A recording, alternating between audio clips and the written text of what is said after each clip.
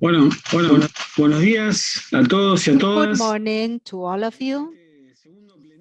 In this second plenary session of the last day of the International Conference, we would like first to invite you to subscribe to the channel you are watching now. Please activate the bell icon in order to receive notifications whenever we have a new content uploaded or when we start live streaming. Let me remind you that this conference is being streamed in Spanish, English, and Portuguese for the entire world through the 3 YouTube channels made available by CLAS to the participants and the general public. This plenary session is entitled Award-Winning Experiences Described by Their Leaders. Here we are going to present different projects that have been recognized and received awards in different parts of the world. There are 4 projects that are going to be shared. I'm going to introduce them as the speakers take the floor. First, I'm going to invite the teacher and the students of the Technical School of the National University of San Martin, Professor Ramiro Garcia, and his students are going to talk about the Audiovisual Laboratory project. This project received the second award in the Latin American competition of photography of service learning experiences organized by CLAS. He has a degree in teaching of the audiovisual arts in UNSAM and ENERC, and he graduated in 2000 from the filmmaking school of ENERC. As a teacher and filmmaker, he has developed different audiovisual production projects with young students. Ramiro, you have the floor. Good morning, everyone. Let me begin by thanking CLAS for giving me this opportunity to share our experience here in the Technical Secondary School of the National University of San Martin. This school was founded in 2014, and we are now in this building with the Audiovisual Lab since 2016. The Audiovisual Lab is used by all programs in the school: audiovisual arts, music, theater, photography, and filmmaking. And it cuts across the whole school because it is used both in what we call the basic cycle and also the higher cycle. The Audiovisual Lab is an experience that focuses on imagery of the territory, the images of our community, and in that path we have tried to experiment. We have tried to look at images from their plastic role, and we used images for documentation purposes, but also for storytelling. So we have used photographs, photographic records, safari type photography, as well as short films and documentary films, fiction films, and animated films. We use different audiovisual techniques. We always remember Adolfo Colombres saying that image as well as good words causes revelation and also revolution. So we try to think about images as images of our neighborhood. We know that sometimes from the mass media, we don't get very nice images. So the lab tries to focus on that, think about our own images from the lab. We have a few examples to share with you. I'm going to share my screen.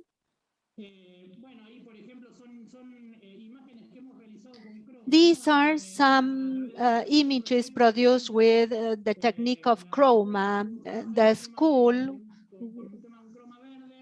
used a green screen, the green chroma, The slogan this year is "Nobody gives up at the school." After almost 2 years of a pandemic, after these difficult times, the school adopted this motto, "Nobody gives up." So we have come up with this design using chroma to tell this story or to show this motto. This is a very young school. It is only 5 years old and it is still taking its first steps.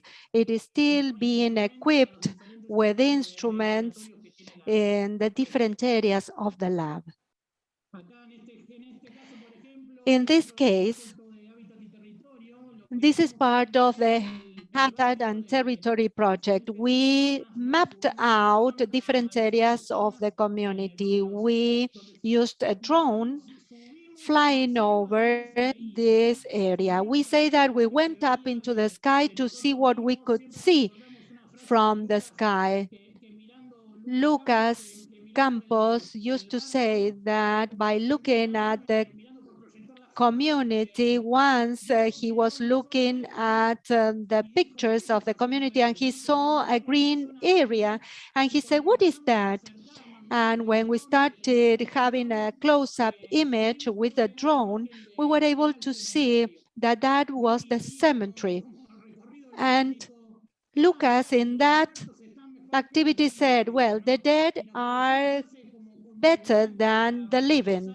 And we thought that that was quite a strong statement to see what things you can see from above, what areas need to be improved or changed in the community from an environmental standpoint. So with the arts project, we have different lines of action. The Habitat and Territory project focus on mapping out the community from above, from the sky. This is a picture of a visit to the Carcova library in this neighborhood. We also use a drone here. So here we also try to provide support to different organizations.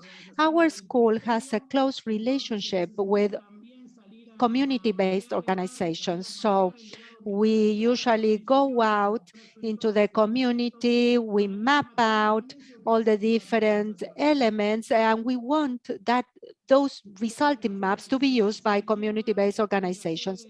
To the left, you can see one of the buildings of our school. It is 6 blocks from here, House UNSAM, and then the other building where we are at now. The image to the left shows the shade of this tree. When we look from above, we were able to identify that shade. When we are on the ground, we don't see it.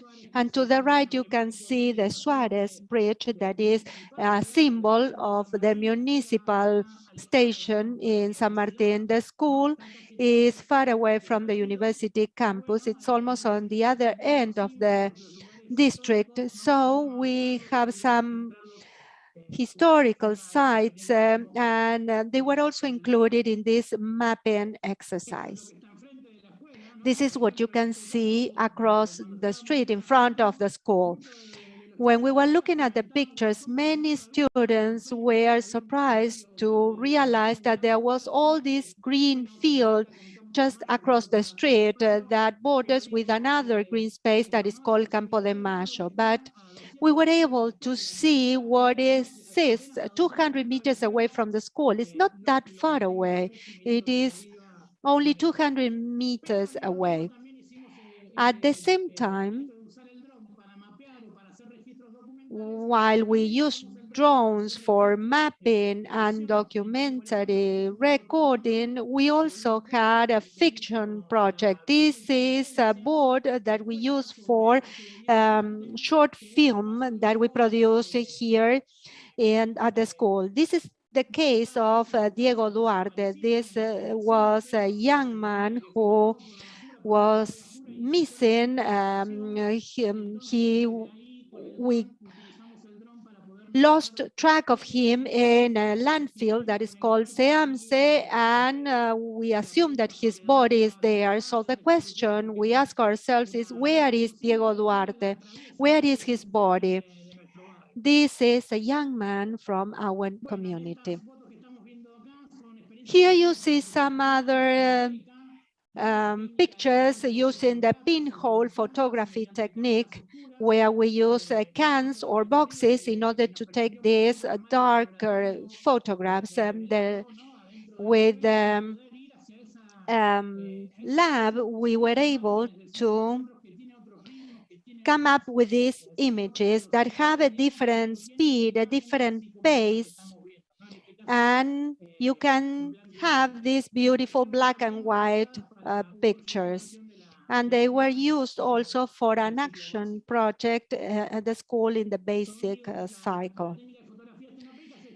The pinhole photography technique implies using cans, soda cans or boxes as if they were dark cameras. In the lab, we also have some other experiences that have more to do with expression. We use audiovisual techniques that are typically used in photography workshops. We always try to think about our own image, the image of our community and of our youth.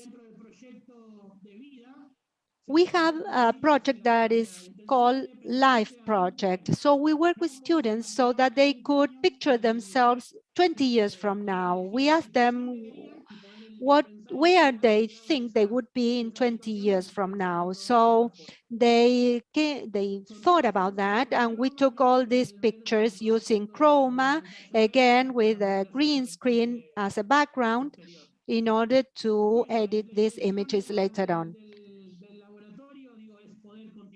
The lab seeks to continue with this kind of production despite the complex circumstances because of the lack of equipment, but we try always to apply new technologies that are at hand in order to have our own production.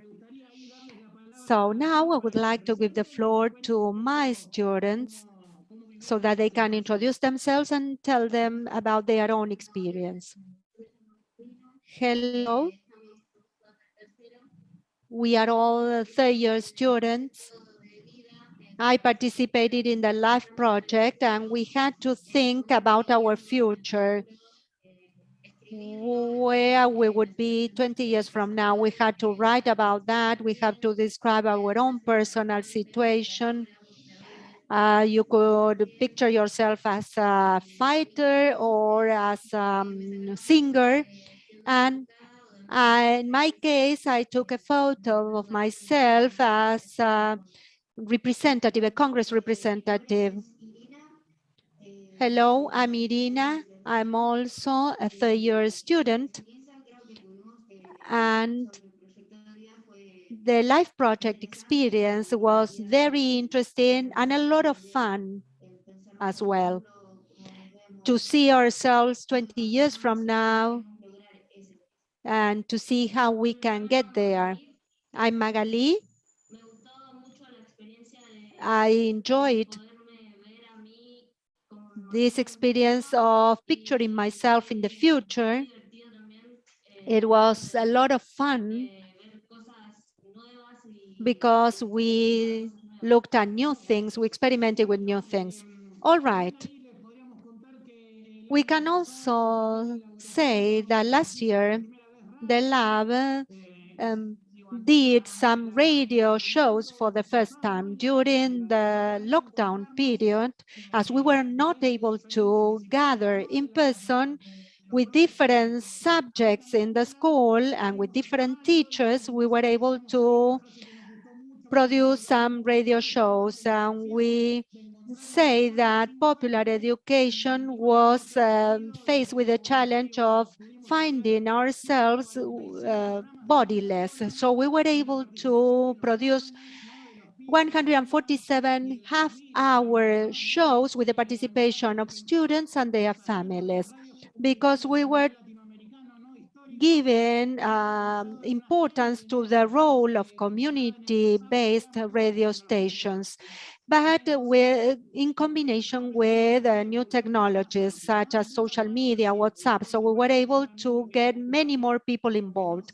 There were many hands participating. Although this was not specifically for the photography project, we started with that radio experience, and this year we are resuming that. So this is what I can share about the project in this technical school. Thank you so much, Ramiro, and the students. You're truly doing a great job, and I hope this is a seed for future projects. And thank you so much for the time. In less than 15 minutes, you managed to make it clear what you've been working on, and particularly the achievements that you've been having. So congratulations to the girls, to you, and to all the teachers there. Now, we are going to listen to Carmen Olteanu and Ileana Carmen Damian, teachers at the Sava Popovici Barcianu School in Rasinari, Sibiu, Romania. This institution has conducted a project, among many others, where the students organize brochures with information on the products made by the farmers and the shepherds in the region, distributing knowledge and improving the trading of these products. This project was awarded with the first award in the first edition of the Regional Service Learning Award in Eastern Europe, that was invited by the Eastern European and Central European Network and CLICE. And let me tell you who our speakers are. Carmen Constante Olteanu is a math teacher and director at the school since 1997. She has several degrees on the administration of education institutions from different parts of Europe, like Sweden and the Netherlands. She's written several articles on school management, teaching methods, and quality assessment. Ileana Carmen Damian has been a science teacher as well as mathematics and IT for over 15 years. She coordinated different projects among the Erasmus and Comenium projects, particularly on service learning. The floor is yours. I am really honored to be with you. So first of all, I would like to thank you so much for this extraordinary opportunity to spend with you this afternoon. I'm sure it will be a very, very useful for all of us this afternoon, because we'll share and exchange of knowledge. As it was mentioned before, I'm headmaster to the school, middle school Sava Popovici Barcianu from Rasinari, Sibiu County in Transylvania, Romania. Our school motto is, our school is open to everybody, is a friendly school, and our school is ensuring the well-being. We strongly believe and maintain that well-being of students as well well-being of teachers together in school are the most important condition for a successful school. I can tell you, we can say we are a successful school when we are looking to our students who our former students who are now adults with good qualification, adults who realized their dreams in their life. Our main objective, as our motto too, is our school to be a friendly school for successful students and good results in education. In this regard, partnership with local community, good communication, and joint activities with community members are all important factors to lead to a successful education. Students has to be motivated and to be aware about the importance of the school in their own lives. And this we do in each activity we provide. I consider myself a good teacher. I consider also that a good teacher, a real teacher, is the one who makes himself and the students to enjoy the class together. If our students feel well, feel good in the classroom, together with their teacher, it means we do a good job. Every year we have ongoing projects that we consider the most effective tool for training and develop the skills of our students. As representative of the school, I was, of course, honored to obtain the Regional Service Learning Award in 2020. And I must confess, I am honored and I am proud. We feel so glad and happy, but also we feel obliged to continue our work. Let me give the floor to my colleague, Ileana. Hello, dear friends. I'm very honored to be here with you. It's the first time when I have to speak about something that we are very, very proud of. I will use a presentation. Okay, so as my colleague said, we are from Romania, from a rural school in Transylvania, in Rășinari. We say that Rășinari is one of the most famous shepherd breeding village. That's the reason that we are doing a lot of service learning projects on this area. So our school is situated in Rășinari, a beautiful village 8 kilometers far from Sibiu. The surroundings of the village are hills and mountains with beautiful landscape. The village has 5,800 inhabitants, and it is in Sibiu County, as I told you. You can see here some photos from the village, photos made by our students, because they promote the village in social media, in using new technologies. As you can see, we are in the middle of the country. Romania is Sibiu is the county in the middle of Romania. You can see it on the map. A short history of our school. So the actual building of our school was built in 1939. It was built on the same place of a small school founded by Barcianu family. The first head teacher of the school was Sava Popovici Barcianu. That's the reason that our school has its name. Now we have 310 students from 3 to 15 years old, from kindergarten to 8th grade. The educational process is provided by 27 teachers.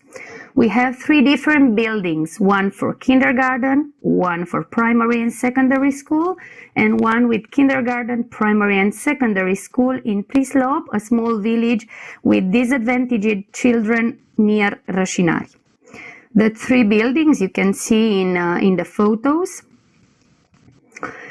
Since 2004, our school has the European school title due to its intense activities in European partnerships. So you can see we have a long way with projects in our school. The school is member of the Academy of Central European Schools since 2010. We had 5 Comenius projects and 2 Erasmus projects until now. We still have one in this moment, an Erasmus project. Photos from the activities of our projects, because I forgot to say that we are following the sustainable development goals that we all know. One of them, the quality education, the 4th one, we want to take care of it, we want to follow it.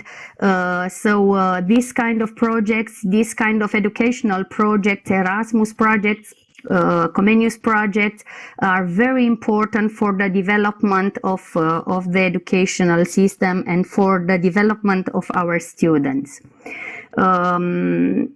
Also, Erasmus projects, materials made by our students and our partner students. And the Erasmus project that we have in this moment, creative learning and sustainable development skills for successful students. It's a project that started during the pandemic. So all the activities we have done were online. So it was a bit different than other projects till now. The management of the school and the local authorities invest a lot in our school. Their common objective is providing modern tools for the good quality of education. Every classroom has its own smart TV, computers. We have a new ITC laboratory, a new synthetic football field with nocturnal installation, and beginning with this year, all the students have their own tablet. Activities from our school. One of the projects of our school, the whole school reads. It's a national activity. We all stop for 10 minutes each Wednesday at 10 o'clock. We stop, we go out or wherever we want in the school, in the school garden, schoolyard, and we read. Teachers, students, everybody reads. Activities from different activities from the school and the kindergarten, and the service learning projects that we are very, very proud of. So from 2018, students from our school organized in a club named Mountain Rooster create service learning projects from which they learn to appreciate the places they come from, the beauty of the environment, discover local treasures that they promote successfully. So far, they have completed 4 projects, all of which have been appreciated by locals and tourists. This is the project that in 2020 gained the first prize of Regional Service Learning Award, Shep Falls in the Cindrel Mountains. The project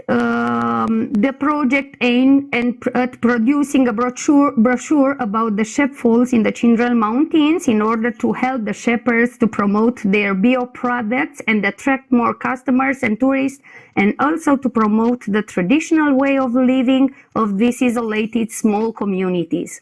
So the students contacted the shepherds, gathered information, made a map, and finally put all the important details in a brochure which can be used to find out about and to reach these places in the mountains.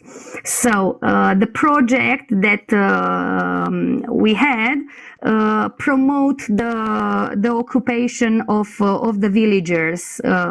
We want to keep our students in the village. We want them to feel that to promote their place. Another service learning project, Asian Sati Eshezatoare, it's the Romanian name. Today in the village is a meeting. The students were there with the peoples from the village, trying to learn traditions and customs from them. The third project, Questo, probably you know the application, is the mobile application Questo. It's like a treasure hunt. Open the gates to the legends of Rashinari.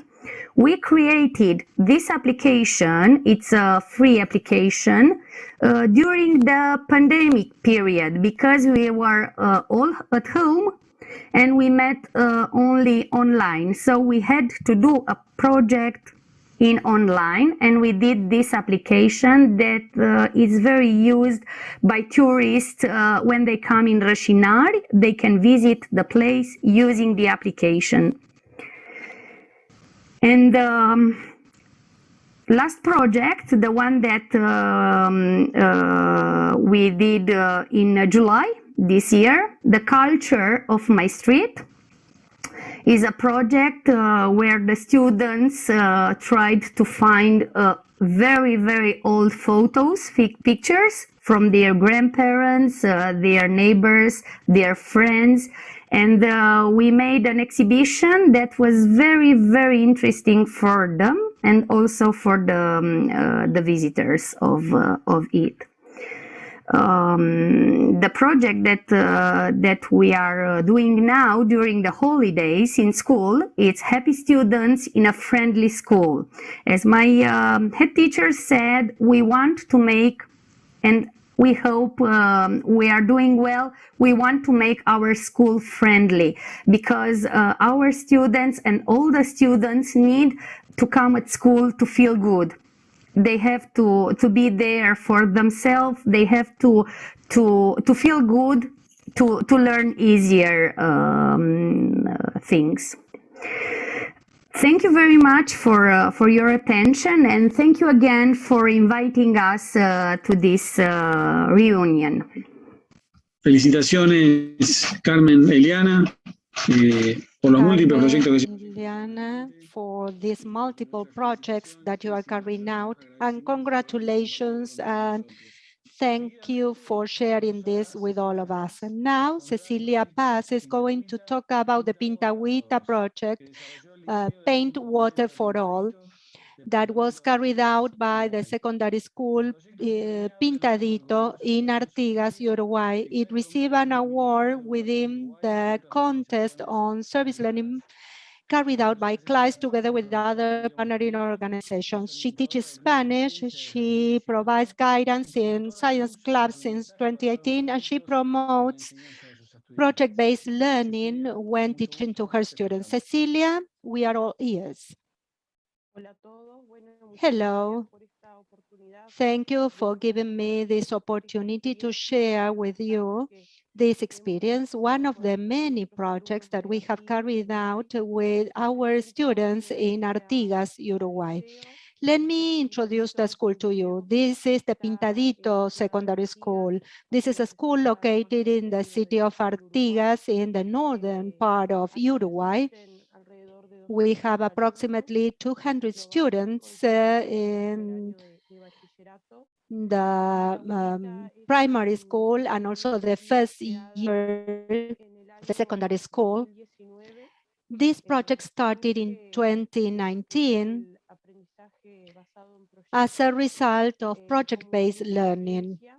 We started setting up a science club, and I firmly believe that a science club provides us with an excellent opportunity to promote service learning.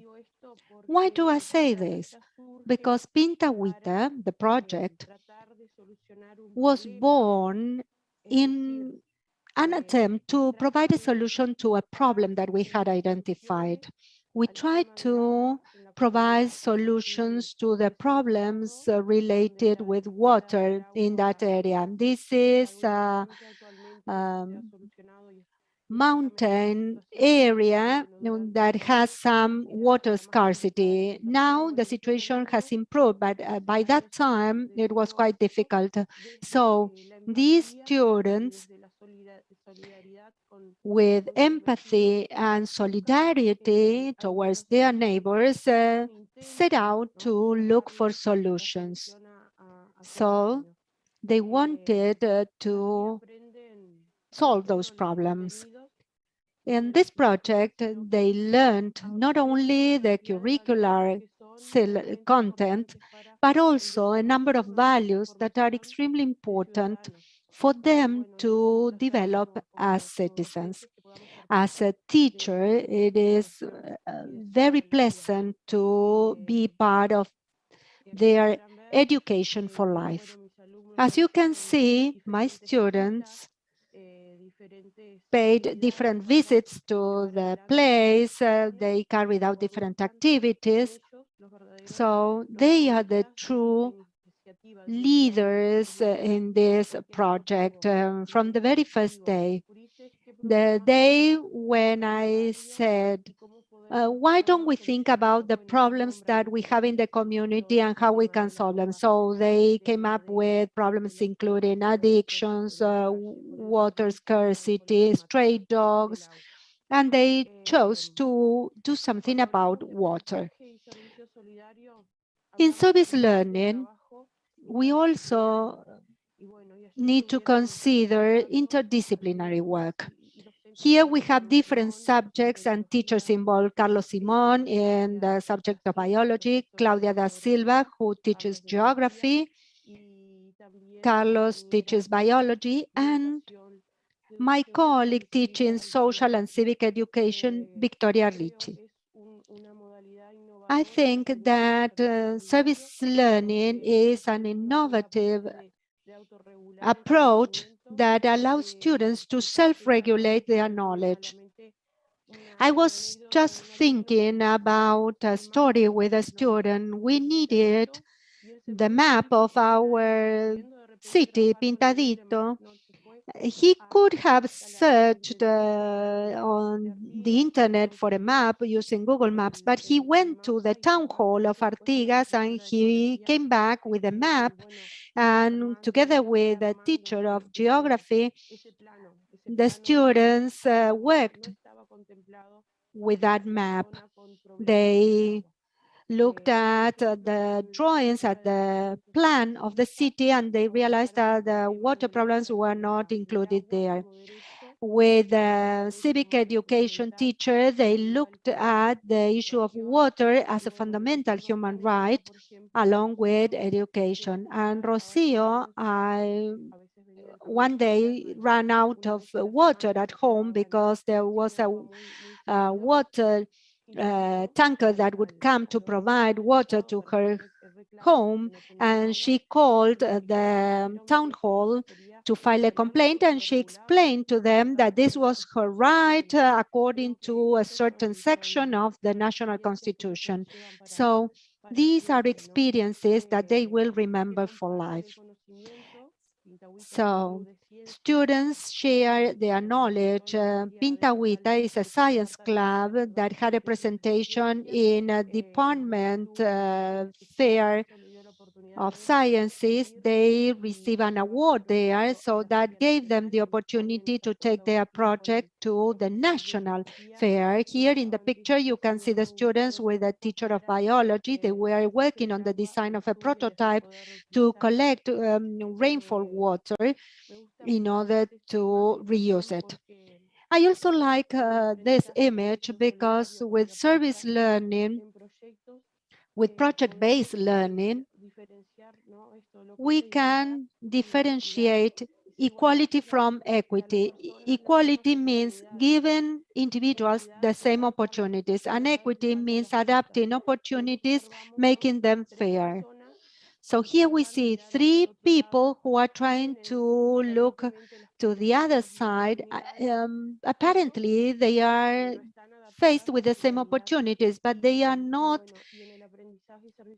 do not match their reality. So service learning and project-based learning is a tool that allows us to give our students different roles and different opportunities for them to develop and participate actively in their own learning process. This is a picture of some other activities of students with their teachers working on the prototype to change the reality.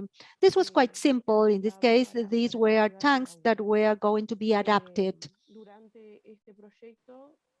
During this project, the students implemented different work methodologies. As you can see, we have a logo contest, and then there was some additional work because, of course, when we engaged in projects, we are never alone. And at the same time, if you want to innovate, you need to look for alternatives. Sometimes you have very little time in the classroom at school, so you have to work out of school hours. In this case, you have a picture of the students in a radio station telling the community what they were doing. There is another picture that shows an interview with one of the founders of the Poblado Center in the community. We should also highlight that within the framework of service learning, we have the 8 C's of education: the critical thinking, communication, community, creativity, compassion, commitment, cultural awareness, caring, along with responsibility. And students played a leading role in this project. And they acquired all these skills, all these competences that are essential for them to develop as global citizens, engaged citizens, who are always trying to go a step further. They did that. They were worried about helping the community. Sometimes teachers only focus on the syllabus, but with this new pedagogy, they can go beyond that. They can take a step further. They can take it to another level. They can go outside the walls of the classroom in order to find other opportunities for students to realize that they are important for the world, that they can do something very little that can have a big impact on somebody else's life. I think that today they are now at a different education institution. They are almost finishing their secondary school. They are at a different level according to the educational system in Uruguay. And I think that they still remember this. They have learned about love, empathy, wanting, desiring, believing, trusting, growing, creating, transforming, giving, receiving, guiding, thanking, and valuing. I think that this is what made it possible for them to be given the Kleist Award. They are still in contact with one another, and they have become close friends. And in conclusion, let me say why I think it is important to develop this methodology. I like this phrase: tell me and I will forget, teach me and I will remember, get me involved and I will learn it. So students, when they take a leading role in their learning process, they develop a different vision of the world, and they develop their lives differently based on empathy, commitment, engagement, love. They know they can change their own reality. And after receiving this award from Kleist, we have a new experience, Semenor, that is a network in the northern part of the country. In this network, different teachers are exchanging and sharing service learning experiences. And we are working and learning together because we believe that we need to change our reality, we need to change our schools The pandemic has forced us to think about the true meaning of education, and we cannot just stay within the walls of our classroom. We have to leave the classroom. We have to go out and look at the reality and give our students a change-making role. All of us need to work together in order to educate truly responsible, engaged, caring, empathetic citizens. I want to thank CLICE for giving me the opportunity to share this experience with all of you, and I hope more teachers and more students join us in this pedagogy that is so needed by our education today. Thank you. Thank you so much, Cecilia, for your participation. That was a great experience. Just as all the other speakers, it's an honor for us to have you here. Now we're going to Sao Paulo, Brazil. We're going to listen to Professor Marley Correa from MF Padre José Pegoraro. This school that was a winner also of the Service Learning Award in Brazil was recognized for the Padre Gas project, a country called Grajaú, where the students create podcasts that allow listeners to get to know another part of the neighborhood that is characterized and stigmatized as a difficult area. And it has the deep engagement of the students. Marley has a degree in literature from the University of Ibirapuera. She has a degree in social sciences from the Metropolitan University of Santos, pedagogy from the University of Brazil. She has been a teacher for over 10 years. Marley, you have company, so if you want to introduce your colleague, the floor is yours.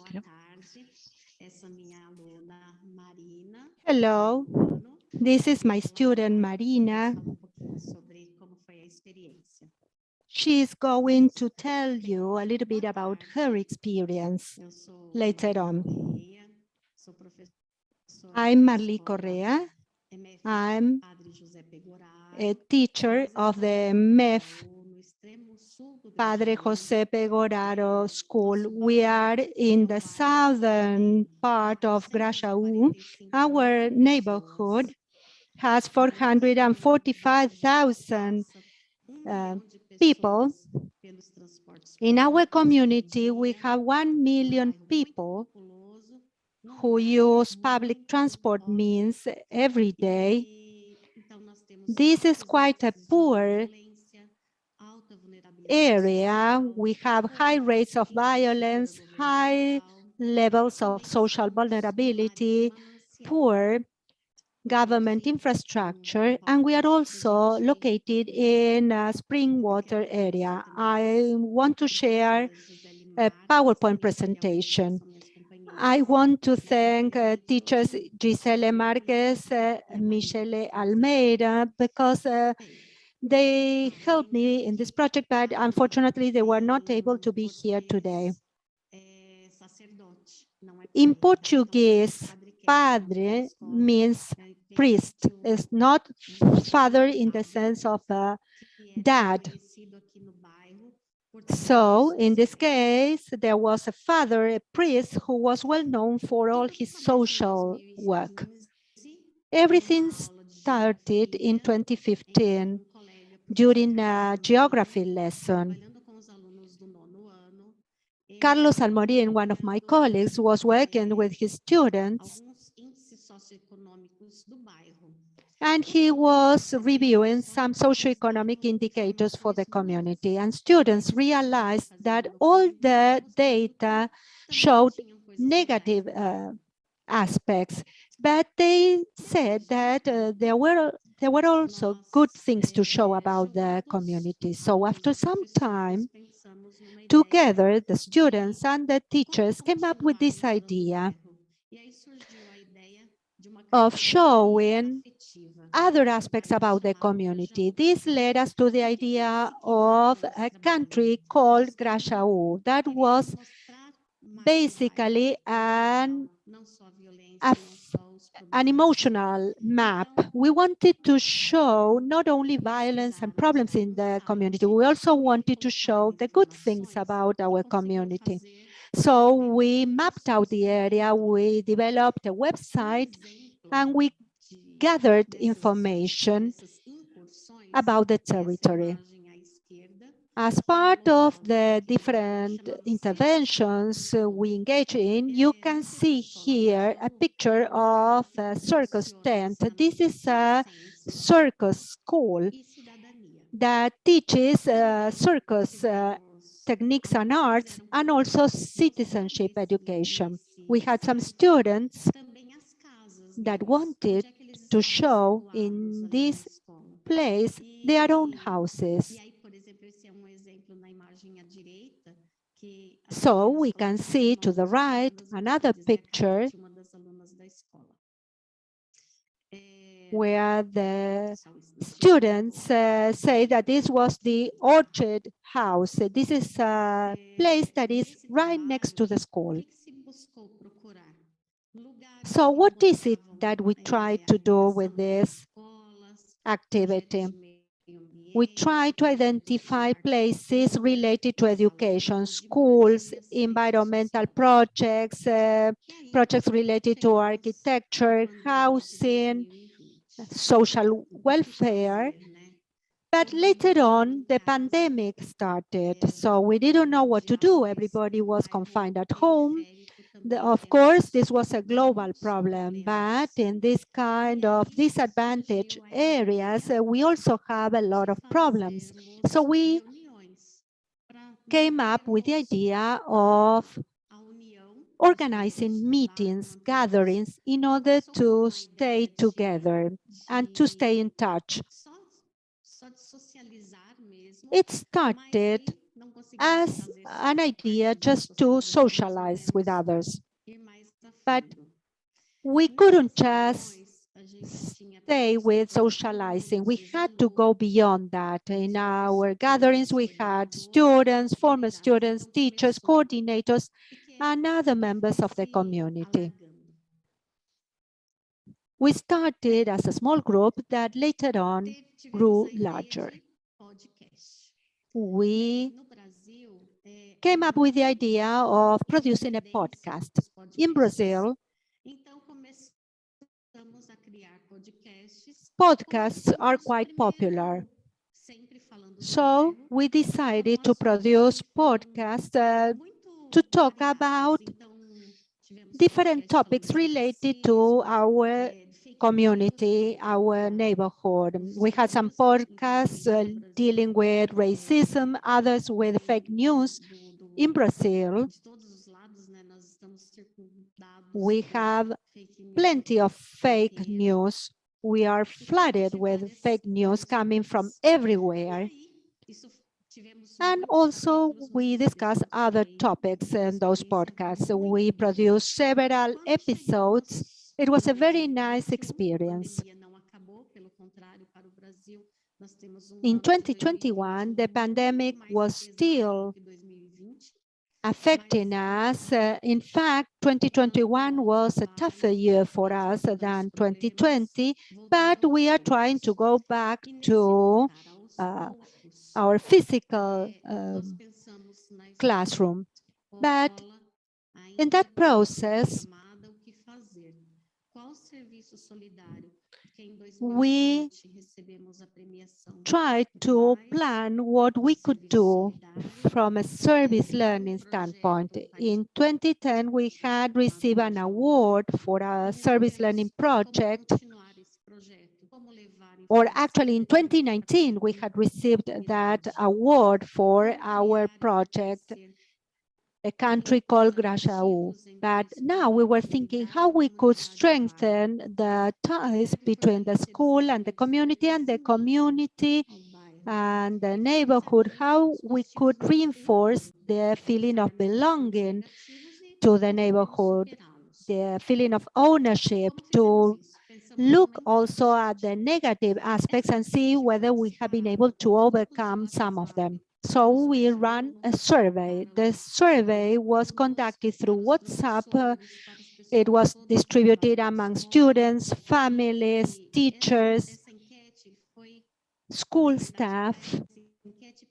And in that survey, we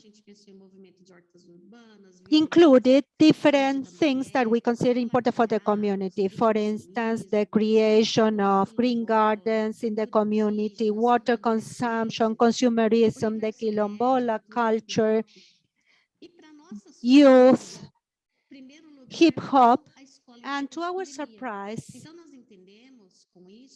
at the top of the ranking, we had the school in times of pandemic. So we realized that the community needed to discuss more about that topic. It was a nice surprise. It was quite interesting because we had a lot of ideas. This is our diagnosis. Almost 60% of the 390 people who responded to our survey were students, parents of students. So we thought that school in times of pandemic might not be the main theme for them, but it was actually. So we started considering what kind of learnings we could achieve in relation to that topic. And we decided to involve geography, Portuguese, the Portuguese language, and arts. In geography, we could work on knowledge about the neighborhood, and Portuguese language, culture, and planning. In arts, our voice, and we organize Zoom meetings, video calls. I think that we work much more through video calls than in any other way. A lot was achieved through those meetings. And we produced our first episode of the second season.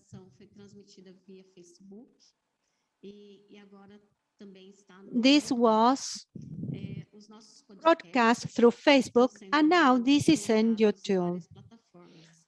Our podcasts are being streamed through different platforms, including Spotify, and on Facebook and on the school's website. Let me also share this information. It was quite a difficult year for us. And the second year is even worse than last year. But we were able to continue working in service learning activities. We are still standing and we will continue. We won't give up. Where are we now? We are now going back to face-to-face classes. This is a picture of our school. We are buying materials for the school with the price that we received. And we are now planning some interviews to produce the next episodes of the podcast. We can talk about Paulo Freire, who he was. He was a very important person in Brazil and in education. Now I'm going to give the floor to Marina, my student. Hello, I'm Marina. I'm 14 years old, and I'm a student at this school. I participate in this podcast. It was the first podcast project that I participated in my life. It was titled The School in Pandemic Times. It was very nicely produced. It was used mainly to answer questions raised by the parents. It was very well produced. I like the way that teachers participated in the podcast. During the pandemic, everything is getting very difficult for everyone, teachers, authorities, students, because we have faced many challenges since last year. Our teachers and principals are helping us sustain this project. We want teachers to feel well at school. We want parents also to have peace of mind that their students are being taken care of at school, that we are following protocols. So this was a very good project. We worked with the parents, and parents learned how their children were looked after at school.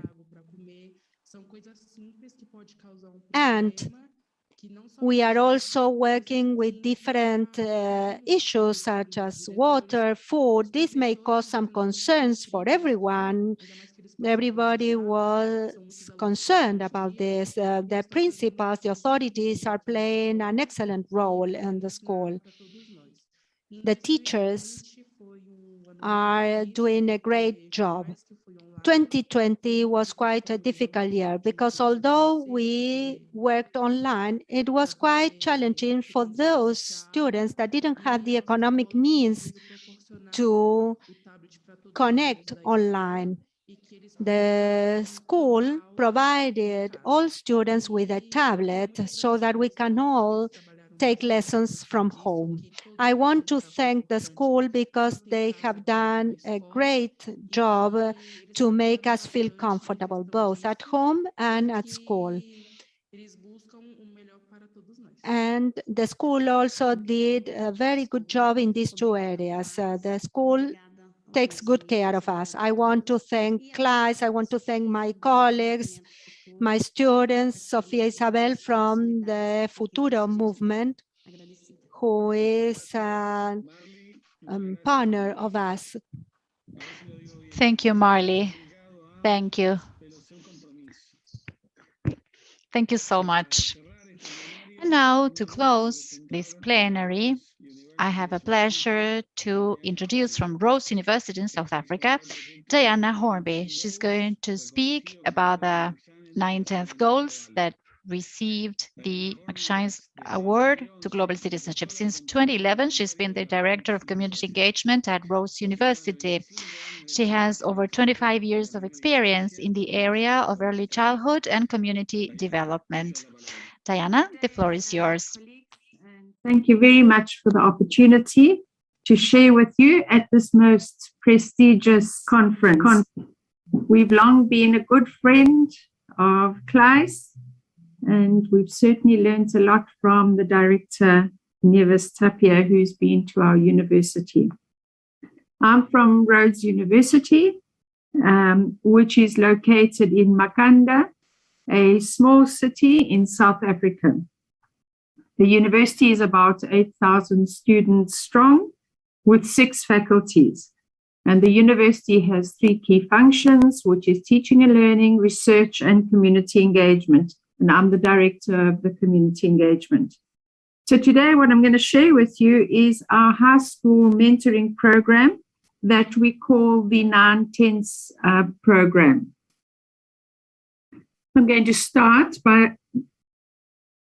start by showing you some slides. I'm going to start by telling you a little bit about the South African context and some of the challenges that we face, which led us to conceptualize this program. Just having a challenge, moving from one slide to another.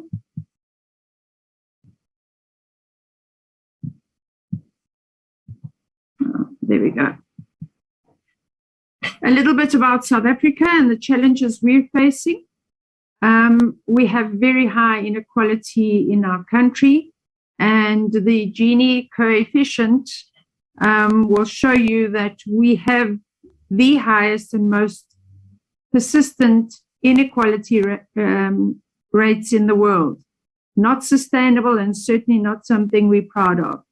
Because of our history and apartheid, we pretty much have 2 education systems, which can be best described as one highly functional and one poor functioning system, which is the public system.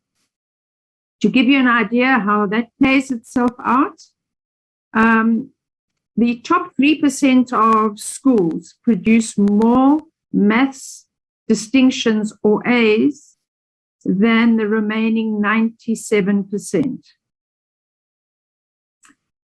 We have a great challenge with our youth, with 77% of our youth, and those are people between the ages, young people between the ages of 18 and 35, being unemployed. In the education sphere, for every 100 young people that enter schooling, 60 end up finishing and writing their final examinations. 47 of those pass. 12 of those are able to access higher education, and only 4 complete higher education degrees. So that will show you there's a very high dropout rate.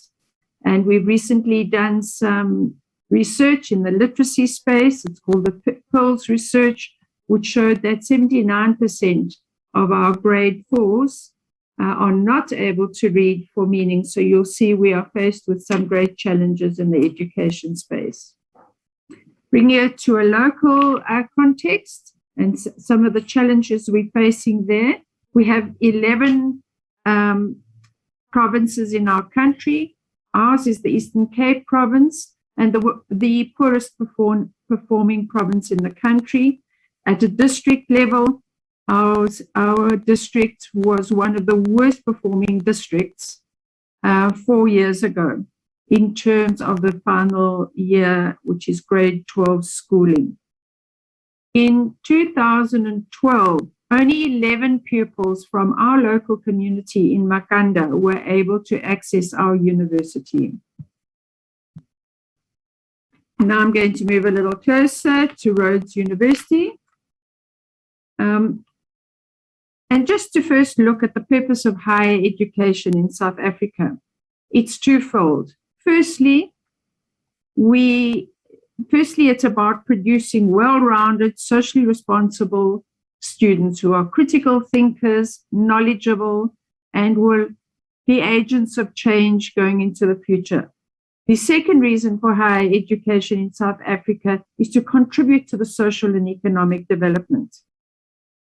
In 2015, our Vice-Chancellor, Dr. Sizwe Mabizela, repositioned our university. And at his inaugural speech, what he said was that we will address the challenges of our locality head on. He went on to say that we are not only as a university geographically located in the city, but we will be of and for the city going forward. I don't think our past president needs much introduction. Mr. Nelson Mandela, he was a man with great vision and he led with wisdom. And some of the words he left us still guide our practice today. And he said, education is the most powerful weapon which you can use to change the world. And we allowed this very statement to help us conceptualize how we might respond in the education space to the challenges. After the inauguration of our Vice-Chancellor, he established what he called the Vice-Chancellor's Education Initiative. And this was an umbrella initiative to put their arms around all education stakeholders in our city. The purpose was to revive public schooling. So he went about setting up a high-powered bilateral steering committee of relevant experts, which included himself, the Dean of Education, the school principals, and an NGO called GADRA, which had immense experience in the second chance schooling space, and we partnered. This steering committee is responsible for strategic direction and the building of a coherent framework. The Vice-Chancellor's Education Initiative has a multi-stakeholder approach. So we have partnerships with all other NGOs. We have partnerships with independent schools in our city, anybody working in the education development space. It's a phased approach with a long-term view. Each program is very intelligently crafted and data-driven, and I underline that because that is very important for us as it informs our practice going forward. This graphic gives you a very good idea of this pathway that's been created. We started at the secondary school phase, but we soon realized the deficits in education were created quite early in a child's life. So we've created a pathway in the city that starts from early childhood, goes through primary, middle school, high school, second chance school, and then into tertiary. And in this way, we can then track all young people coming into the system. For this education pathway, the VC's Education Initiative, there are two core strategies that we've used. The first one is social mobilization. So instead of spreading ourselves thinly across many schools, we've concentrated our resources in some schools. The point of this is to drive a culture change. So we want to see organizational culture changing before we add other schools. And this we are seeing. So this has happened, building these centers of excellence school by school and node by node. The second strategy that we've used for this VC's Education Initiative is to strengthen the communities of practice in public schools. So in South Africa, we have very strong unions, and so we build strength in the parent body and the school leadership as well as the teachers, and build these communities of practice so that their voices too are heard. Now I'm going to focus on the 9-10s program, which was the award-winning program. I'm sure that you're wondering where the name 9-10s came from.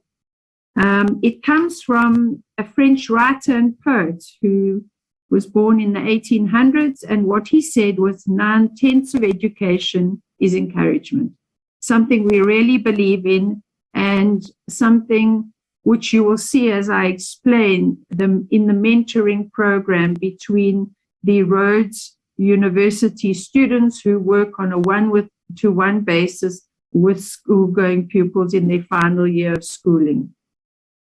The 9/10 is a highly structured volunteer program, so it's not a service learning program, and we draw students from all faculties. They are put through a very rigorous online training program before they are placed in the schools. So the program is not discipline specific, although the learning outcomes of the volunteer students are matched with the needs of the schools. So it's very mutually beneficial, which is one of the principles that we work with. To look at the goals of the 9/10s program, the first one is to alleviate the poor national school dropout rate, to increase the city's pass rate and increase access to higher education for local students. The second goal is to contribute to the holistic development and character building of our Rhodes students as socially engaged and critical citizens. So the using of the social capital of our student body to address the needs of pupils in schools. Our third goal is to create a successful, replicable model to address a common crisis nationally, which is in the education space. The fourth goal is to cultivate mutually beneficial relationships between mentors and mentees, which serve to embed the Rhodes University in its local context and build the Makana community. This relationship is really the secret of this program, and it speaks to the name of the program as well. And then lastly, the fifth goal is to build community engagement as an academic discipline. A quick look at the structure, the governance committee at the bottom that I've already mentioned that has oversight, governance oversight. Then we have a program coordinator running the program. She works with 14 Rhodes volunteer team leaders These are very important because as the numbers grow, we can't keep adding staff. It's just not sustainable. So we use our own students, but they volunteer and they take on part of the management role. They in turn work with the volunteer mentors who go into the schools and work with the high school pupils. So you can see that's a very special relationship that takes place. This gives you a much better idea of the program, this infographic. It explains the intervention. So as I said earlier, it's a very targeted program where volunteer mentors guide local learners in high schools. They take them through 9 structured sessions so that they can pass their final matric exams to their full potential. You can see at the top in red, the 9 sessions are divided into 3 phases. The first phase is about setting goals, personal study plans to achieve those goals. That's session 1 and 2. Phase 2, which is session 3 to 6, is about developing effective study techniques and skills. And then the third phase is about career guidance and applications into tertiary institutions. So the 9-10s program has continued through the COVID pandemic. We simply moved it onto online platforms, and the training program also is an accredited online course within the university. Monitoring and evaluation of the program. 4 aspects to it: the multi-stakeholder evaluation meetings, that's with all the partners. The second one is quarterly school analysis meetings, where we bring learner representatives, teachers, principals, student leaders, and program management all together. And we do that quarterly. Then we have a transdisciplinary research group measuring the impact. And this is very exciting that we've got 8 postgraduates looking at it from the economic perspective, from the educational perspective, from the psychology perspective, etc.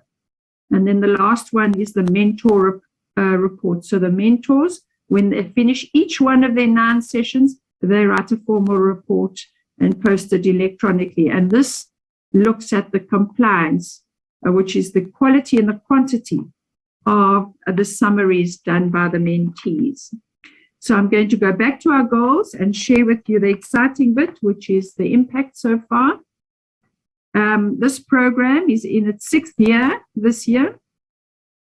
So in terms of increasing the city pass rates, we recorded a record year last year. We got an 80% pass rate. This was 12% higher than the provincial pass rate of 68% and 4% higher than the national pass rate of 76%. The exciting thing was that our city was the best performing in the entire province. So if you remember earlier when I spoke of challenges, we were one of the worst performing districts. We've now emerged as the best performing city in the province. In terms of bachelor passes are the passes required in this country to enter tertiary education.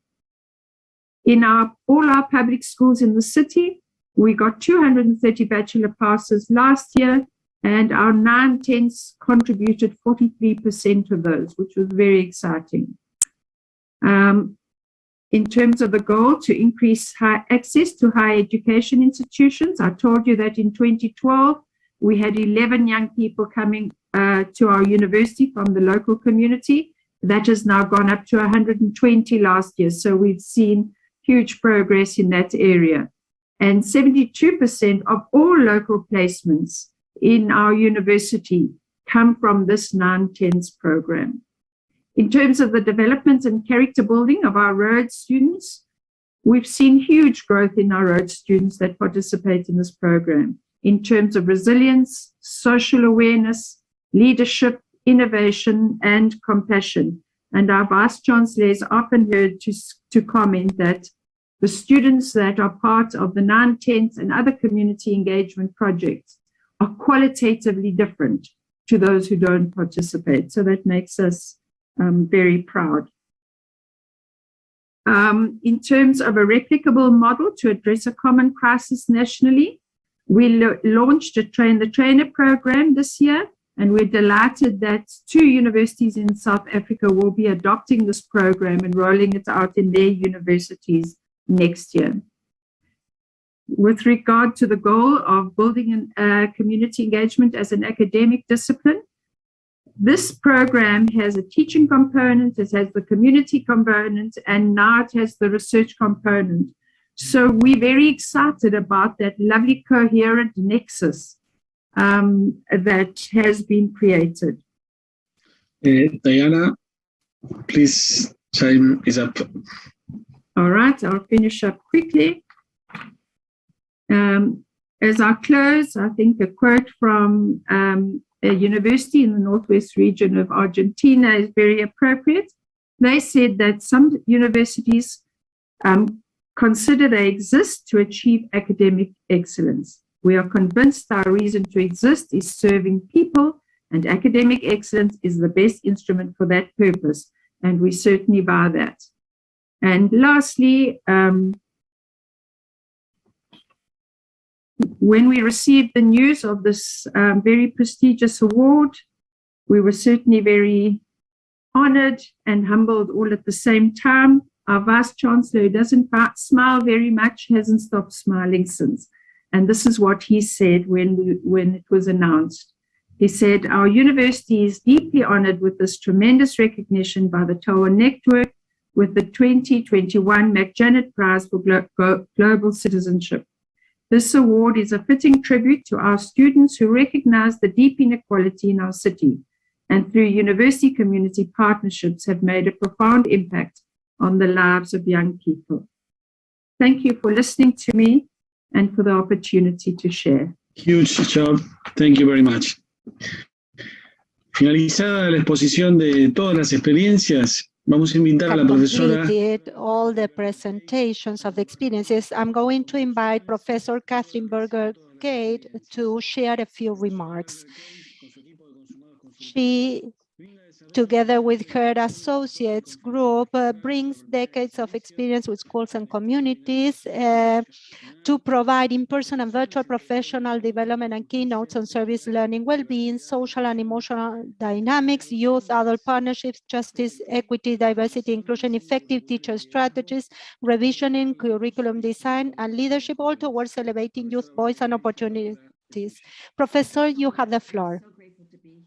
So I'd like to just share my deep appreciation to class for this, again, a spectacular conference, and may we all be in person next year.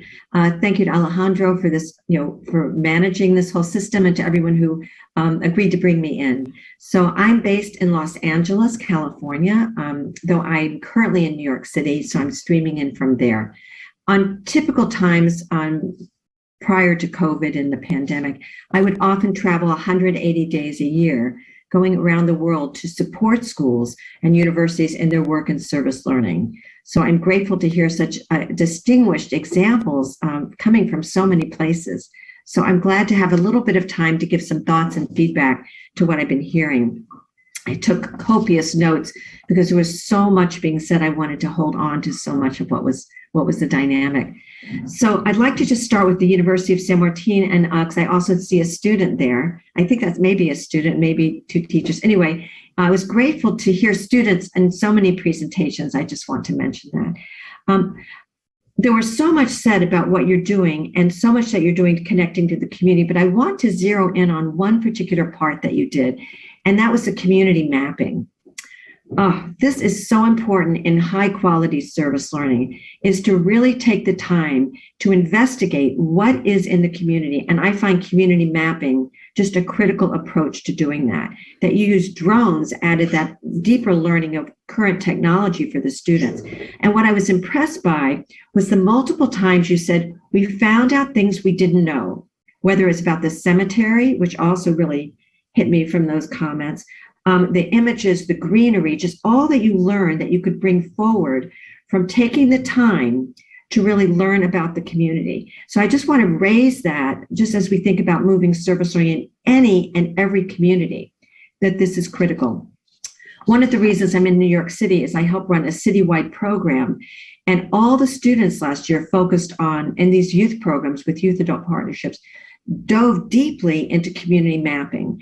And that was an illuminating factor. So I just want to raise that and remind us that when we skip that important step, there might be something missing that we really have an obligation to go back and find. In this way, I think you were more able to respond to community needs. I also really appreciated how you had students, and or how you thought, to everyone being engaged, to do the forward thinking, where do I want to be in 20 years? That was very insightful. It's really lovely to watch those images come forth. And that you've had 147 radio shows is also quite impressive. I'm a big fan of radio, and I think we have to really see how this can be used everywhere. So I just want to thank you for all you're doing, and just elevate this example as really exceptional, from the community mapping to the podcast, and the radio shows to the images. You have a lot going on that's just spectacular. So thank you so much. It's really wonderful to hear. I was quite excited to travel to Romania and to learn what's going on in this beautiful community in Transylvania. Oh my goodness. I have not been to that part of Romania, but it definitely was an idea that will stay with me. Just stunning. And what I was so impressed by, again, is that you were looking at a real community-based authentic need. And you took the concept of supporting agriculture, which is the mainstay and heart of the community. Again, finding ways that students can be a voice for this community that can depend on their help and support. And I'm familiar with many examples of class over the years, and that's something that I've seen again and again in some of the really prime examples of students really working whatever's going on in the local community to see how can we be a voice and how can we provide support. So I was very impressed with both the brochure you were working on and all of this. I thought it was just excellent and would have wonderful impact, as you said, both for locals and for tourism. I thought that was very insightful and give students a voice in knowing that they can always be supportive of their communities. And that's a lifelong lesson. So I was very impressed by that.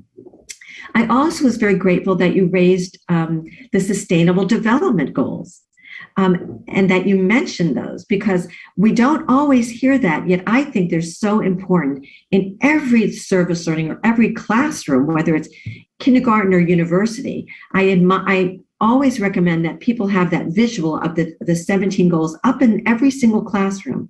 So no matter what we are learning, we see the connection, the thread to something going on in a larger context.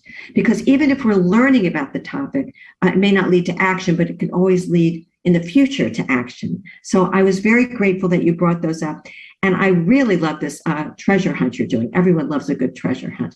So there were some wonderful ideas and freshness to what you were doing, both in being rooted and grounded in the important agriculture work, but also the joy of learning that comes from the treasure hunt and acknowledging how quality education is so central to our communities, a theme that was really connecting all of these stories. So I want to thank you for that. I've been in Sao Paulo. So it was wonderful to come back to Brazil for a moment to learn what was going on with the Podcast, which is a beautiful name to really personalize this. And what I wanted to call out here in your example is something that's very important in service learning. And I often spend a great deal of time with this topic when I provide workshops and work within a school or community or in doing a conference like this. And that you took an asset-based approach to your work. This is very important. For too long, I think, and I admit I did this in the beginning of my service learning work, probably in the late 80s. I've been involved since about 1985 in developing the service learning field. Is that so often we can take a deficit-based approach and just go into a community and see what's wrong. And when we do that, we sever our ties with the community. That's not effective. But when you go in as you did, and you said, even in a community that has challenges, we're going to find the assets. This is most significant. And I think this is something all of us should take back with us, that if we take an asset-based approach, along the way, we're building partnerships and possibilities.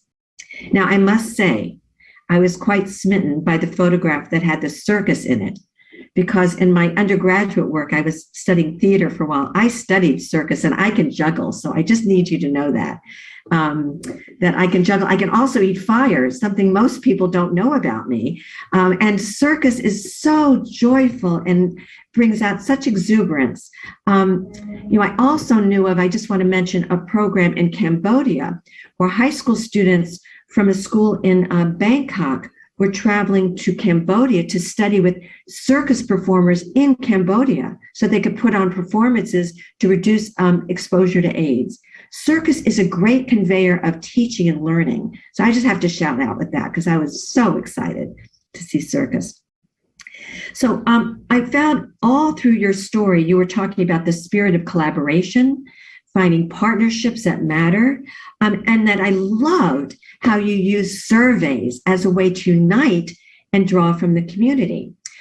In my book, The Complete Guide to Service Learning, which I apologize is not available yet in Spanish, it's available in English and Chinese, I talk about a form of research called the MISO method. I developed it because I often find young people from kindergarten, again through university, lean towards Google or search engine for research, when that's not the best way. There are 4 key methods I use. Using media, which can include the internet, of course, but it's also maps and books and films and podcasts. We can use interviews, that's the I. We can use surveys, and we can use observation. So surveys are a wonderful way to just really pull in a large voice, and you used it beautifully, and then you documented the findings so thoroughly, it became such good data to draw from. So I just wanted to raise that keep in mind this little acronym MISO in English: media, interview, survey, and observation. When students use that as a lens for finding out, the research is deeper, and you can always find out things from interview and survey that aren't even on the internet yet. So this is a very expansive and very thoughtful approach. So thank you for doing all of this and for leaning into very important topics with your podcast. It was really good to hear that, and that they're available on so many platforms. So congratulations for that. And now I will travel to South Africa. I'm very grateful to have been in South Africa several times, but I've not been at Rhodes University yet. I will say yet, because there's still more to enjoy, and I hope international travel resumes. I love this idea of this 9/10 program, and I had not yet heard this quote: 9/10 of education is encouragement. So thank you for sharing that quote from Anatole France. I will take that with me. And I just wanted to look at the word encouragement, because I often use this word in my work, especially with my social emotional dynamics, that inside the word encouragement is the word courage. And one of the reasons that we need to ensure that we always give young people encouragement is they are developing their internal courage. And so we have to encourage, we have to place inside them this courage so that they will one day be able to have it themselves. I often reference how a student will go up to a teacher and say, "Is this right? Is this right?" And you all know, they put the paper so close to the teacher's face, she can hardly see it. But at some point, the teacher can say, "What do you think?" And the student will have transferred that external encouragement to that internal. And so, Diana, I love that your students are bringing that to life, using mentoring rather than tutoring. I thought this was also very important. I also thought quite highly that service learning and even volunteerism, as we know, is all based on finding a real authentic need. And I use that word authentic often, that we have to make sure this is a real need. And you have found a deep-seated need, not just in your community, but throughout the country. And so it is wonderful that it is replicable, and that you have 2 universities looking to take this on, and you have such a great framework. It will be easy for them in so many ways. Always complicated, but you've made it as easy as possible by creating that. And you're also creating this long-term concept and construct that is based on one of my favorite words with service learning, which is reciprocity. Early on in the 80s, when we were constructing this concept of service learning, it was all about reciprocity. That it's hard sometimes to know in high quality service learning who benefits. Is it your college students? Is it the high school students? Because in reciprocity, the exchange is so deep and it's just seamless. And you have created that in your program, this reciprocal relationship between students and their mentees, the college students and their mentees, and that is exquisite. So I just want to congratulate you for that. And you gave us good evidence that both groups are achieving and growing from this. So that's quite remarkable. So I apologize that I did not get to comment on the other program in Uruguay, but I'm confident if it's of the caliber of all of yours, it's bringing learning to life. For me, service learning is about taking ideas and translating them into action. And it's very obvious and evident that all of you have done that, and also done it with a great foundation and best practice of service learning. For me, it's all based on these 5 stages of investigation, preparation, action, ongoing reflection, and demonstration. And you've all shown that quite well in innovative and creative ways that I hope all of you who are listening and observing this wonderful example of service learning can take to heart and bring these ideas to life in your own community. It's quite exquisite what you're doing, and my congratulations to all of you. And I just want to mention one invitation. So during the pandemic, my team and I developed a program called Documentar, the Spanish word for to document. And I'd like to invite you to have your students post on Documentar what they're doing. So I've made a little sign for you. So you can learn more about Documentar by emailing me. But you can also on Instagram, I hope you can read this, go to @Documentar with an underscore. Or on Facebook or Twitter, go to @Documentar now. From the beginning of the pandemic, we realized that there was no place for youth to express themselves. We were only hearing an adult narrative. So we created a platform for young people to share what's going on in their world. We call it a time capsule of now. And it's also a place where young people can share the good work they're doing around the world. So I invite you to join our Documentar family. And one of my colleagues is fluent in Spanish, and I'm going to make sure she gets all our materials translated into Spanish so that you can participate. Please note, you can also email me at Kathy@cbkassociates.com to learn more about this work. I'll say that one more time, Kathy@cbkassociates.com, because I would love to be in touch with you and learn more about what you're doing and find ways that we can keep connected, because service learning is all about connecting the world. And in these strange times we're living in, that has become the great beauty of service learning. That's my email. Okay. So thank you so much for this beautiful occasion to be with you all. I wish you well, stay safe and stay well. And thank you again for inviting me. It's been a joy. Bueno, muchísimas gracias, Katy. Thank you so much. Thank you so much, Kathy, for your inspiring remarks about these experiences. For those of us who have been participating for so many years in this conference, we are full of good notions and inspiration from each of the panelists in this session. So thank you again to all of you.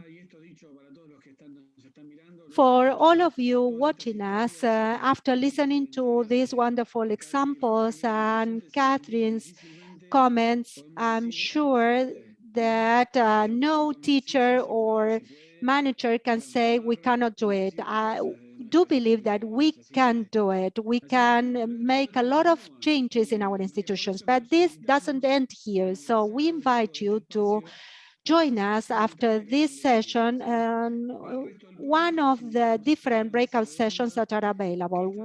We will have a roundtable on the strategies and protocols that we need in the field to do service learning during the pandemic. We will also stream this discussion through the YouTube channel, the same channel that you're watching us now. No prior registration is required. So greetings to you all. Please continue to enjoy the conference.